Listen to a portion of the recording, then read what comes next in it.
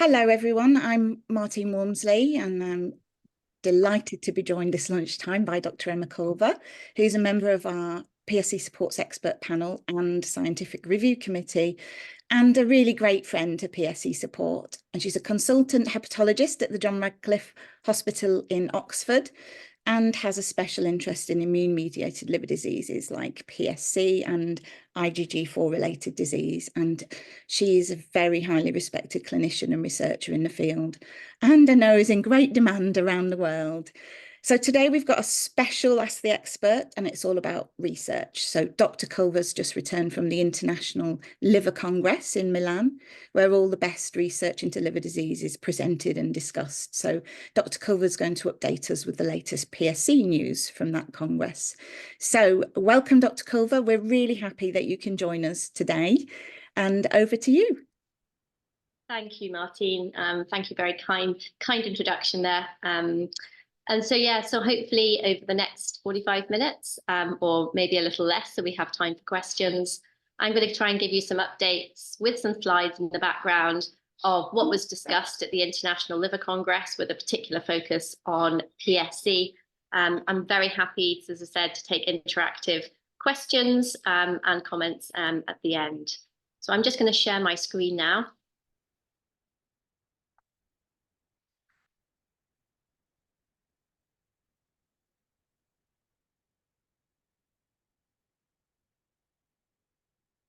So hopefully everyone can see that.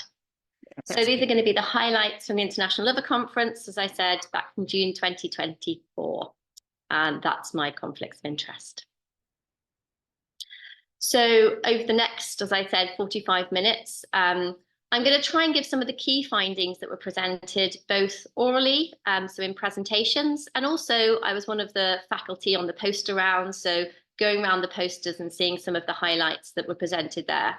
And these are from kind of key researchers actually all across the world who are interested in studying primary sclerosing cholangitis and people who are living with primary sclerosing cholangitis.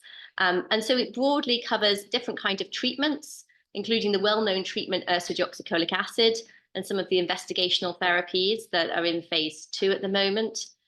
Some of the cancer surveillance and cancer risk data, which is really important. And also some of the risk stratification and monitoring. So if we start initially by the first abstract that I want to discuss, which was a poster actually, and a presentation at EASL. So the first one is looking at the role of ursodeoxycholic acid in primary sclerosing cholangitis. And many of you think, well, you know, either I take this or I don't, and this is put to bed.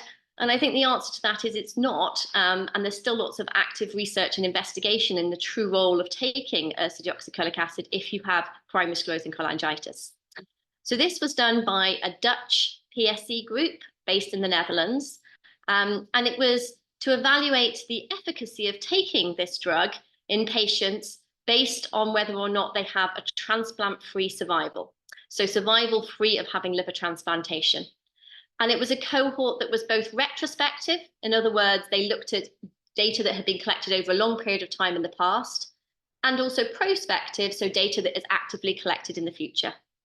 And the cohort of patients were between 2008, so quite an old cohort of patients, and 2020. And they took the medication data, which is probably the hardest thing to kind of accumulate, from a combination of reviewing the charts, from actually patient-reported outcome measures, and also there's a national medication pharmacy database. So between this period, they felt that there were 567 patients who had enough reliable medication information in order to be able to make an assessment. And you can see here the split of those patients who had never had ursodeoxycholic acid compared to those patients who had taken it for less than 50% of their disease duration compared to those who had taken it for more than 50%. So overall, about 3/4 of patients taking ursodeoxycholic acid for greater than 50% of the disease duration, which means 1/4 of patients were not, either they didn't use it at all or they were taking it for less period of time. There wasn't much granular data as to how they divided that population, as in whether people had been asked and chose not to, or whether the physician who had recruited the patient had decided not to prescribe it. So then we look at some of the variables that we can see in terms of whether ursodeoxycholic acid was associated with liver transplant or all-cause mortality, whether it was related to malignancy, and also whether you can risk stratify that depending on the time of diagnosis. And so overall, we can see in the patients who had ursodeoxycholic acid, actually there was an association with a decrease in liver transplantation or all-cause mortality. So these are patients who are taking the drug. Again, we don't know the dose of the drug that they were taking. We don't necessarily know how much of the greater than 50% of duration, but if you were taking it less than or greater than 50%, you had this reduction. Similarly, if you then went on to look at malignancy, there was an association also with a reduction in hepatobiliary carcinoma over time. Although actually, if you looked at those patients who were only diagnosed over the 2000, actually you probably lost that benefit. So there probably was a bit of selection bias there overall. And even though there was no significant reduction in the other kind of related outcomes, there was an overall decrease in these related outcomes. So in conclusion from the poster, and again, this was a poster rather than an oral presentation, in this retrospective, prospective Dutch cohort, there was an association with taking ursodeoxycholic acid more than 50% of the duration of your disease with an improved transplant-free survival. And this correlation in this cohort was most likely driven by actually a reduction in hepatobiliary cancer recurrence. And overall, I think key messages are that it seemed to be safe without any kind of significant adverse events reported, and there was no adverse signals. Although I would add the caveat that because it is retrospective predominantly, there is going to be a large amount of selection bias. And there was a little bit of lack of granularity and depth in the data with regards to who they decided to put on the drug versus who they didn't, you know, what specific physician made that decision and how they made that decision. And I think we take that into mind when we go on to talking about some of the next studies, which are larger, which maybe don't hold the same association for ursodeoxycholic acid. So the next poster that I want to talk about was a poster I think we've all been interested in, a drug that was in phase 2.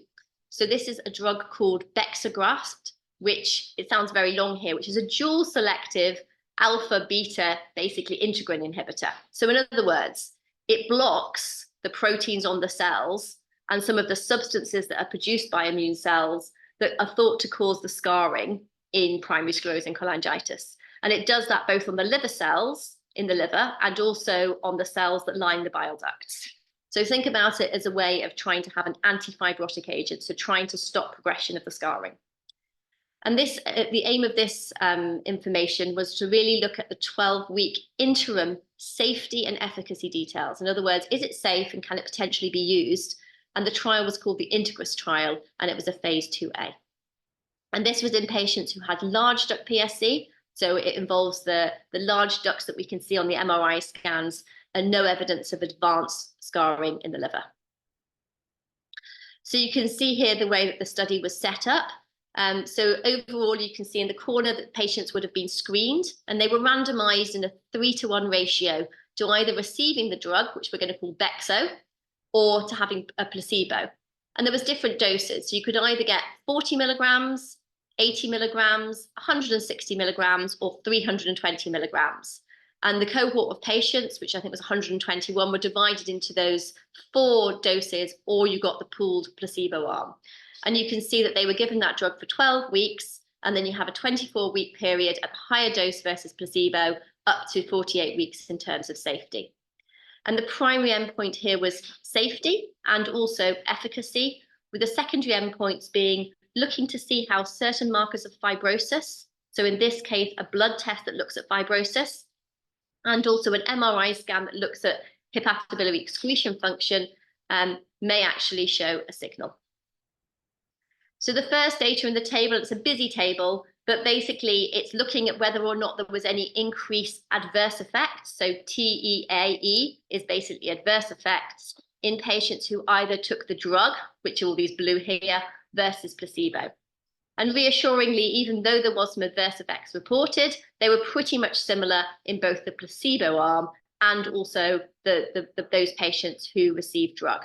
And there was no significant severe event that was which was seen in those patients who were taking the Bexo overall. And you can see if you look at the typical side effects, which include fatigue, pruritus, obviously the incidence of COVID, thinking about nausea or GI side effects, thinking about cholangitis, many of which we know as experienced by PSC patients, there was no increased concerning signal in those patients who took Bexa. And if anything, the higher dose of Bexa was actually associated with the fewest gastrointestinal and hepatobiliary adverse effects. So when you actually took the drug, even though it's not statistically significant, you actually had fewer adverse effects than you actually had negative effects. So if we look at the secondary markers, which I mentioned before, was this blood test or combination of blood tests to look for overall fibrosis, or on this side, the PRO-C3, which again is another marker of kind of fibrosis and collagen.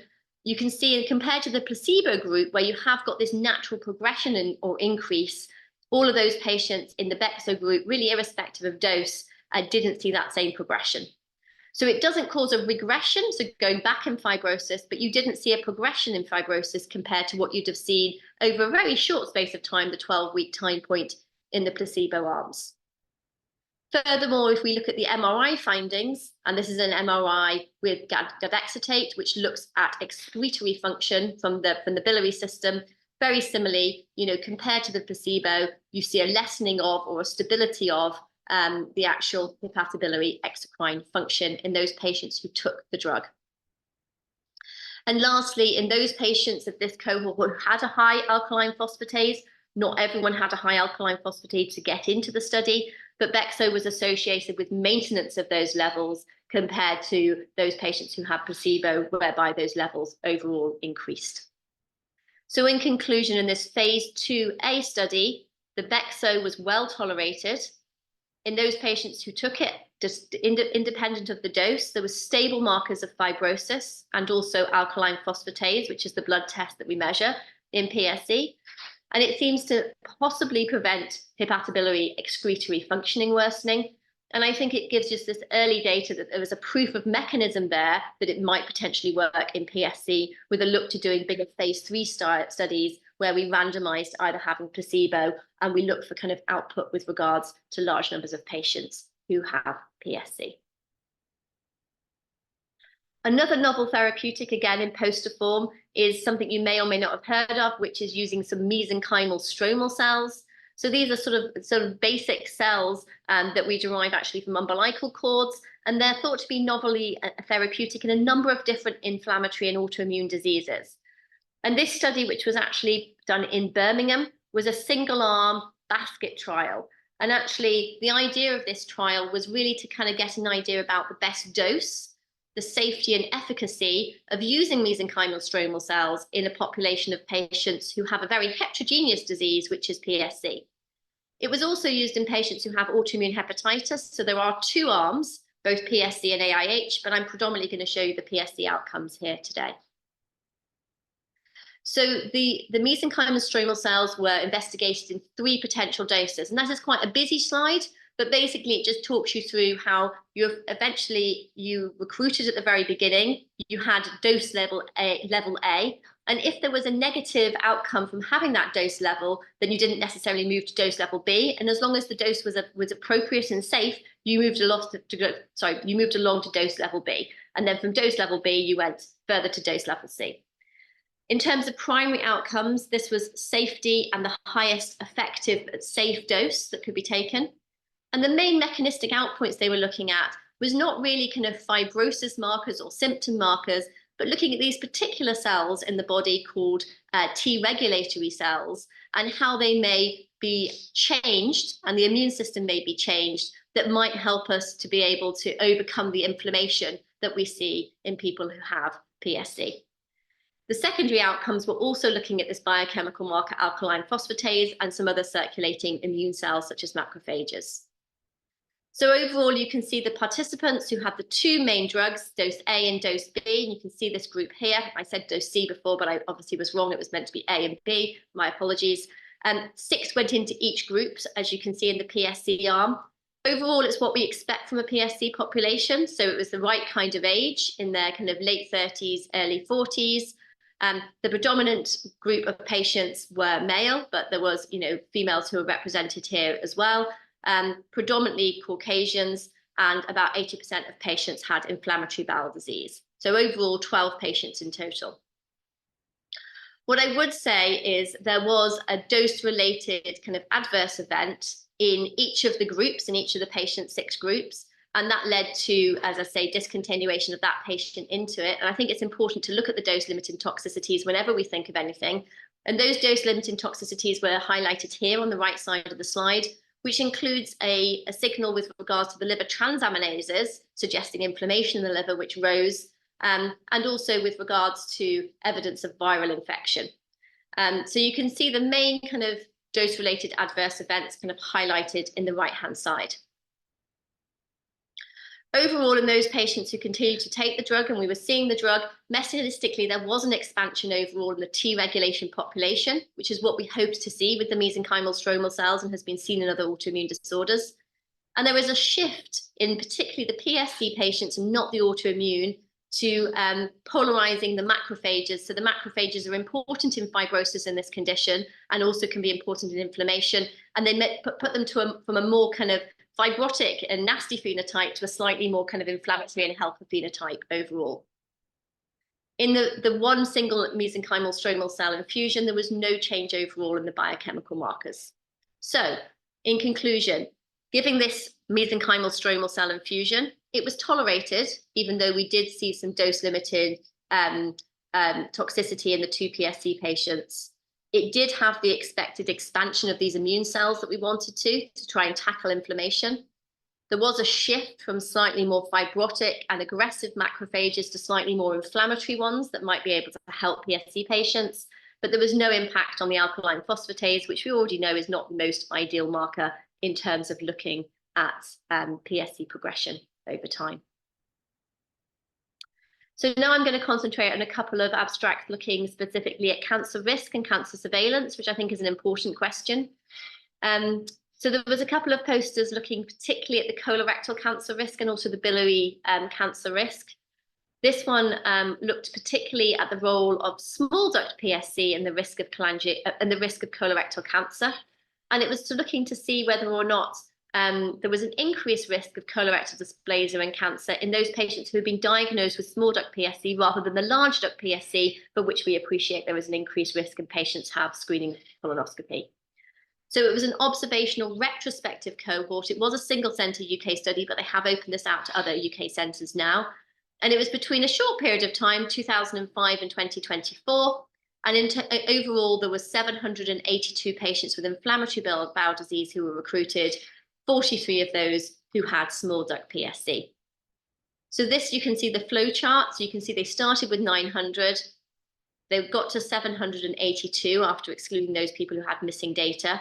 And if you divided these up, 43 had small duct PSC. The majority, so 477, had large duct PSC. And then there was a cohort of patients who also had what we call idiopathic inflammatory bowel disease. So if we looked at the cohort's characteristics, again, very much what we expect for PSC population. So, around about the 40 years old, again, in terms of predominant of male sex, even though there were slightly more probably females than males in the small duct PSC, but that didn't reach significance. In terms of taking ursodeoxycholic acid, just think compared to the earlier study that we saw, the Dutch study, about 50%, 40 to 50% in this UK cohort were taking ursodeoxycholic acid. A slightly lower number of patients overall who were diagnosed with IBD at diagnosis.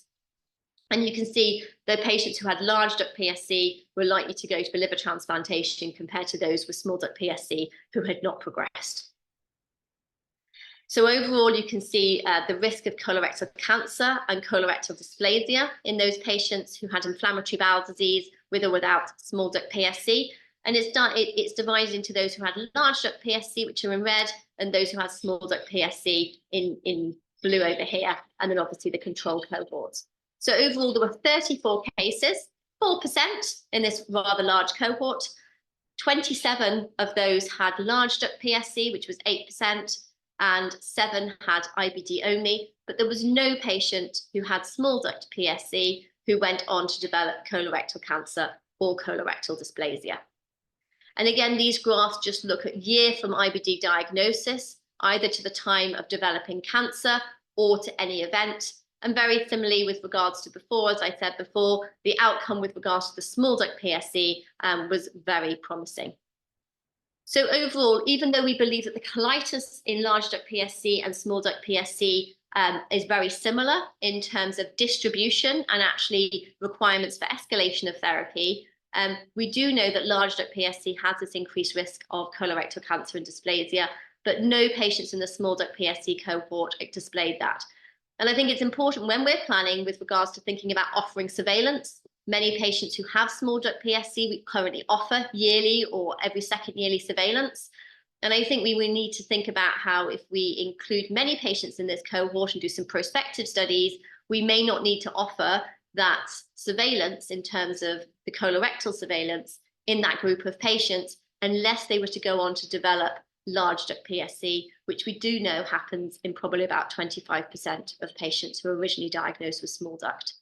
And just to highlight, just in case, I know I've been talking small duct and large duct, just in your head, if you know, small duct PSC is whereby we diagnose on a biopsy, but on the MR scans, we can't see anything or any abnormalities. Large duct PSC, again, is whereby you may also see it on a biopsy, but you see it on the MR scan. So when we do the MR scan and we see irregularity or stricturing, that is what we define as large duct PSC. So the next abstract, which again is looking at the risk of, for example, familial risk of cancer associated with primary sclerosing cholangitis. This was performed in the Karolinska Institute, so in Sweden. This is a large number of patients, so it's a retrospective analysis of almost 1,500 patients with PSC and 15,000 patients with controls who are age and sex matched. And they used the Swedish National Registry to identify first-degree relatives and also their patients with colorectal cancer and hepatobiliary carcinoma.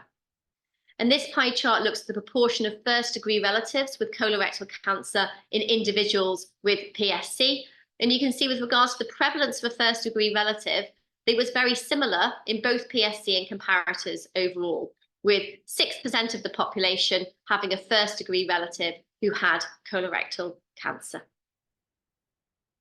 Overall, if we look at these graphs looking at the cumulative incidence of either colorectal cancer on this side or biliary tract cancer on the right-hand side, patients with PSC and concomitant IBD had a higher likelihood of having colorectal cancer than their healthy comparators, but the family history itself was not associated with that increased risk. So having a family history risk of colorectal cancer did not increase your overall risk of developing colorectal cancer yourself.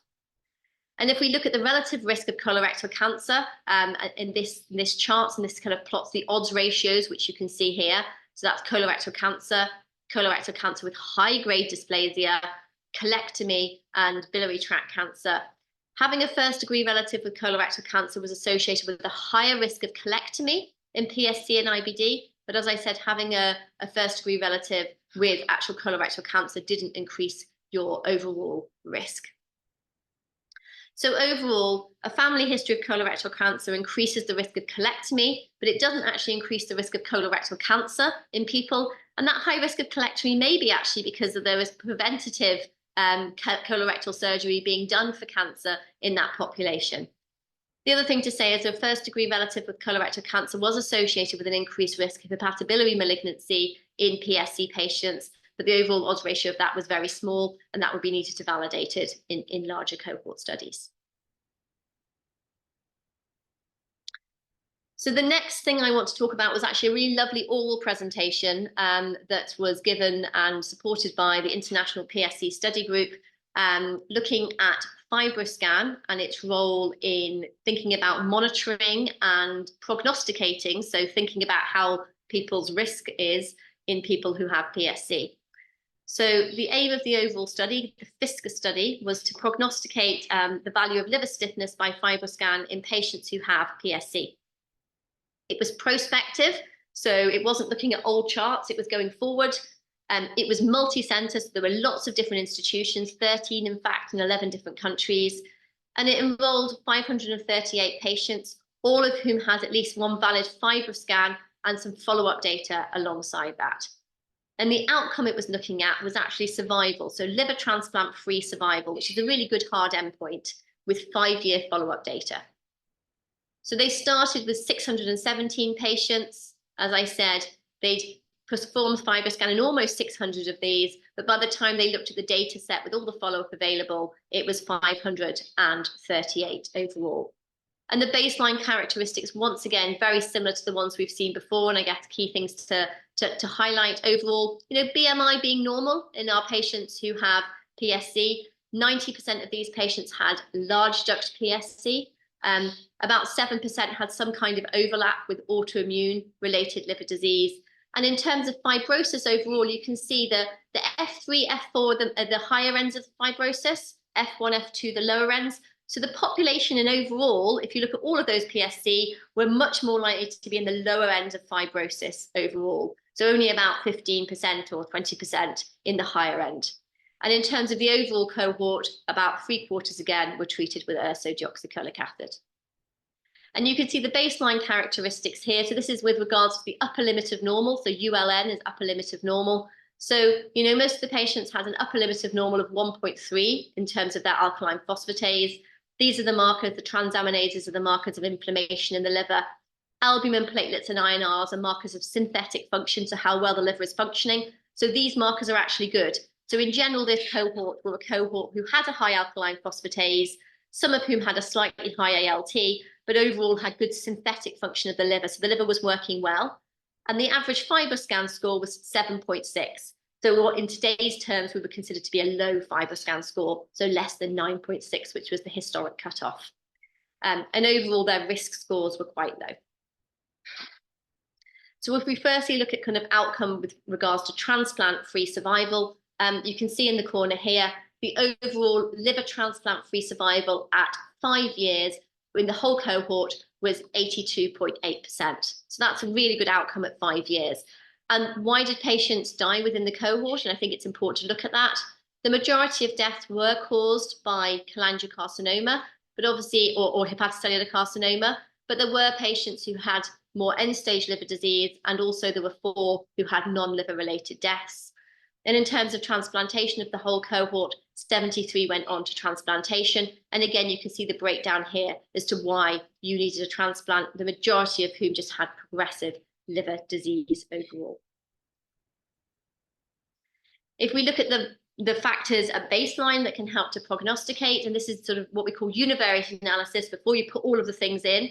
Before you kind of throw all the factors in together, the markers that we know that are prognostically important held out here, including things like your bilirubin, so your marker of jaundice, your alkaline phosphatase level, which we've talked about, which is currently one of the surrogate endpoints of PSC trials, your liver tests overall, including your synthetic markers, this albumin and platelet count, which is important.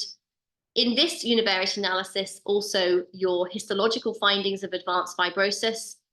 As you can see, the thing that didn't hold out actually was ursodeoxycholic acid, which obviously contradicts, or not necessarily contradicts, but goes against, obviously, the Dutch study before, saying this didn't have prognostic significance, whether you were on it or whether you were not on it, irrespective of, obviously, dose.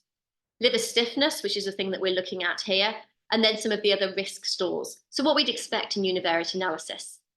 But when actually you do multivariate analysis, so you pile all these things in and factor in all the different stuff overall, you take out histology because there wasn't enough biopsies to be able to kind of really make that very valid. Then overall, the key things that have prognostic significance is the bilirubin, alkaline phosphatase, and the liver stiffness marker. And again, depending on your confidence intervals, the liver stiffness marker holds out whether or not you consider it to be part of the biochemical parameters, or whether you think it with regards to the Mayo and the Amsterdam Oxford risk score, which are both prognostic risk scores, where we can see if we can predict whether or not transplant-free survival is possible. So then if we divide those liver stiffness markers, and everyone might have had a FibroScan and liver stiffness score into kind of 3 traditional groups, so cut-off groups. The lowest group up here, which is the liver stiffness markers between 2.5 and 9.5, there was a 95% transplant-free survival in that group. In the group in the middle, so the cutoff between 9.6 and 14.3, there was a 78% transplant-free survival in the intermediate group. And then lastly, in the patients who had more markers of severe fibrosis and cirrhosis, there was a less than 50% transplant-free survival in that overall group. And then we think about the value of liver multi-stiffness at liver scan at FibroScan at predicting transplant-free survival. You can see that the area under the curve here, which is kind of like a flat curve here, is 0.86. So kind of anything that's up in the 0.8 is really good. And the predictive performance of FibroScan at baseline remains stable over this long-term follow-up. So you can see this 5-year follow-up. So that prediction is good over time. So it counts over the 5 years as opposed to it just being a single marker in the first year of treatment. And then actually the authors went on to look very carefully, and we were looking at what was the most optimal cutoff marker. And actually I had these arbitrary cutoff markers of, the 9.6 and the 14, but actually overall the most optimal cutoff marker here for them was 13 kPa. And that had the strongest correlation with, as I say, transplant-free survival and liver complications. So overall, with regards to conclusions, overall FibroScan is good and useful as a prognostic marker in patients who have primary sclerosing cholangitis. It does support a role for FibroScan used in clinical practice as well as in clinical trials as a surrogate endpoint. We do need to assess the dynamic changes over time. So many of you will know, you will have, a FibroScan, and we want to be able to assess that. And currently we do that in clinical practice on an annual basis for many centers. I would say that we know that there is some intra-individual variation in measurements over time. We know that in many of the population. And we also don't know how we would incorporate some of the steatosis markers in patients who have disease. So some just last couple of quick highlights from some studies just to bring home some of the basic science. I just want to mention about the SPRING trial that is currently ongoing, which we know is a phase 2 trial. It's a phase trial looking at a chemotactic cytokine. So this is these molecules that are related to inflammation and scarring. And the CCL4 stimulates collagen production. It was a phase 2 randomized control trial over 15 weeks with an open label extension, with a primary co-endpoint of changes in alkaline phosphatase in this ELF score. We don't have the data available from that, but actually there was a poster looking at the anti-fibrotic effect, kind of looking at the data that has so far been generated, and also thinking about cell lines and looking at the proteomic signature in patients who have PSC. This is a very busy slide, and so I'm literally going for take-homes here. Basically, if you look at the slide, and they looked at these different cell lines, looking at activation of the liver cells in terms of the stellate cells that are important for inflammation and fibrosis. It showed that this drug actively activated these stellate cells, and there was a differentiation depending on the severity with regards to their signature. So it supported the overall anti-fibrotic effect of the drug and its use in the clinical trial. And lastly, just to highlight, there has been some really lovely data, and I didn't have time to go into it today because it wasn't posted, but there were some presentations about thinking about how we're going to predict and detect cholangiocarcinoma over time. We currently know that we use this very non-specific technique of a combination of imaging, non-specific tumor markers, and biopsy and cytology where possible. But we want to try and predict who will develop PSC cholangio and if strictures are benign versus malignant. And there was some early publication on this. Jesus Panalis presented more data, and his group are really kind of prolific in this area, supported by a PSC support grant, looking at both methylation, extravesicular vesicles, which he produced some lovely data for, and also methylation markers, and metabolomic markers, looking at particular DNA methylation signatures, looking at particular metabolomic signatures, and lastly, a lovely presentation on extravesicular vesicles, and actually really high prediction in their cohort with regards to cholangiocarcinoma in PSC detection. There was not enough time to go into the depth of that in the space of this session now, but just to say, I think it's a really exciting area, and I think we're getting really close to being able to put something eventually into clinical practice. So key take-home messages. I think the EASL Congress showed that PSC research is very much alive, that clinical trials are gaining momentum in terms of recruitment, in terms of sites that are involved, and fantastically in terms of patient engagement. There are treatment options to target fibrosis. I didn't talk about the IBAT inhibitors and some of the markers of symptoms, but there was some data there, and also thinking about cancer risk, which is really important. And also there was some important data that was not from the UK, but actually looking from Australia and elsewhere, again, thinking about quality of life, fatigue, and itch. So it's an exciting time, and we need your help just to be able to support these studies. And with that, I'm going to draw this session to a close and take any questions. Thank you very much, Emma. That was really interesting and really positive. I think there's a lot going on, and it's good to know that this research is happening and being reported. We've had a few questions as we've gone along, and I'm conscious we're quite pushed for time, so we'll get straight into them. One of the studies that you talked about, and it was the Merlin polarized one, and you mentioned it was a basket trial. Could you just explain what a basket trial is for people, please? So a basket trial, a type of clinical trial that tests how well a new drug or other substance works in patients who have different types of a condition, and they use the same mutation or marker. So all patients receive the same treatment that targets a specific thing, but actually they're allowing new doses to be added. So in this instance, everybody with autoimmune hepatitis and PSC got the same drug, but they were able to build on each other with regards to the overall doses. In order to be able to kind of give an overall finding. Does that help? Sorry, I wasn't very good answer to the question, but I wasn't sure how to describe it in the context of the trial. It's one of those new ways that we're seeing for research studies to be designed, isn't it? To try and maximize what's been happening with the fewest number of patients, and just to be efficient, I think, isn't it? And I think it's not just even just necessarily about efficiency, but efficiency is true. I think in rare diseases and in conditions where you have heterogeneous populations, or indeed in this study where actually they were trying to get two different diseases through, particularly for the safety and efficacy studies, what you don't want to do is unnecessarily give lots of people a placebo or unnecessarily give lots of people high dose drugs when actually it could cause a downside effect. So the best way of kind of doing a basket trial is kind of building on from the individuals, so that you have lots of different arms, and each of those arms can be built upon depending on the what happens in the former phase.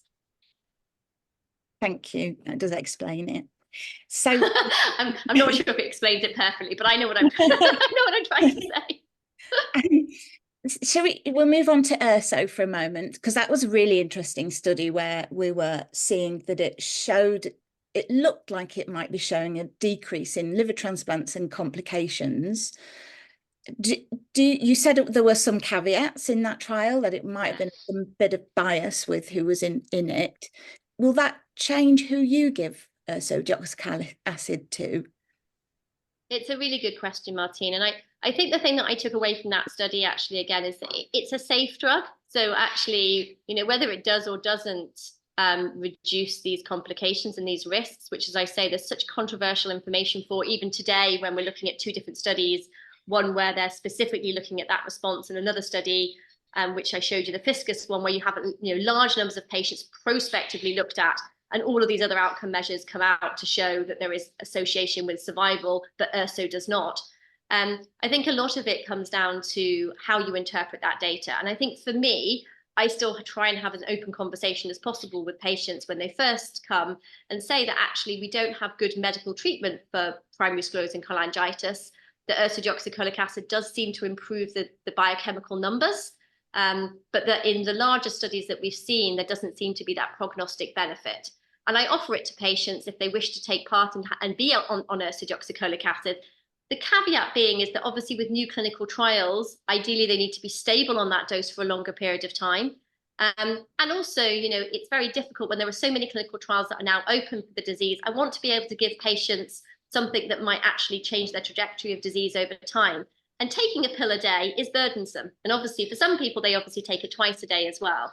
So whilst it helps with the numbers going down, it's really difficult to know, because of the prospective randomized trials of the things you're looking at to look for outcome, as to whether we should offer it or not. So as I say, I offer it to the patients in a really open manner and say, you have this option of taking it. In the large studies that we've seen, we haven't seen any prognostic benefit. I will add to that now, in a Dutch study that we've seen, there has been some prognostic benefit that has been associated.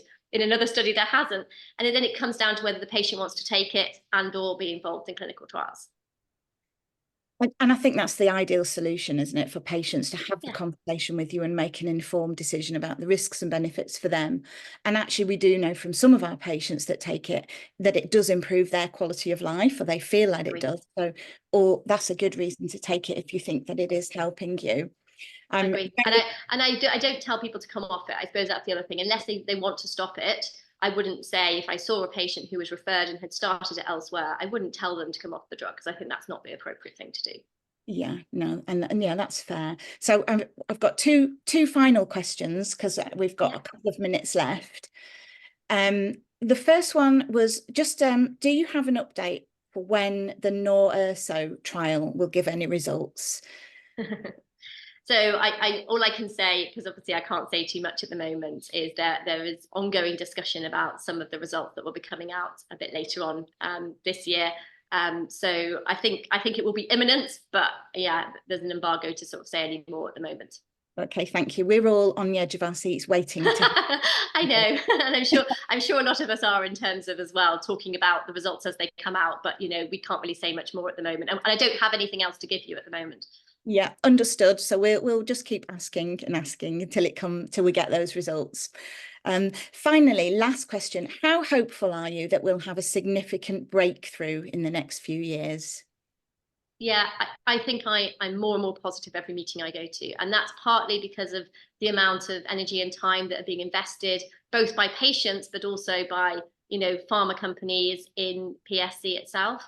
And I know I've said this before in terms of, you know, progress, but each time I go to these meetings, and each time there's an individual, whether it's the bilateral meeting that we have in July or whether it'll be ASLD, you know, there is more promise with regards to the trials that are coming out, and also, more importantly, our understanding of how to design these trials. So the fact, for example, now FibroScan may be actually be able to be used as an end surrogate, the use of the MRI, for example, in the context of the Bisograph study. You know, I think there are other outcome measures, not just alkaline phosphatase, that we can use. And lastly, and importantly, the emphasis that is being placed now on symptoms is really important. And obviously, we know that there's a number of IBAT inhibitors that are looking specifically at itch. You know, the VISTA study that is open at the moment, the maralixibat data that have been shown before. And I think that's another really important and interesting area, because actually, I hope that will not just have a therapy for itch there, but there may actually also be a therapy for PSC with regards to helping with regards to fibrosis and inflammation also. Yeah, absolutely. We are learning more and more. And you say, just being able to measure how effective a drug is for use in trials is a massive jump forward. So hopefully we'll see those new endpoints, potentially like FibroScan results, be incorporated into trials. So we need to draw it to a close now, everybody. So thank you very much for joining us, and thank you for your questions. I'm sorry we didn't get through them all. Thank you to everybody that's actually been on one of the trials that we've talked about today. You are pioneers, helping us understand more about PSC. And thank you to you, Dr. Culver, for joining us today and explaining everything. We really appreciate it. And I can see lots of hearts coming up on the webinar, so everyone's saying thank you. So thank you very much, and goodbye, everybody, and enjoy the rest of your day. Bye now. Thank you so much. Thank you. Take care. Bye-bye.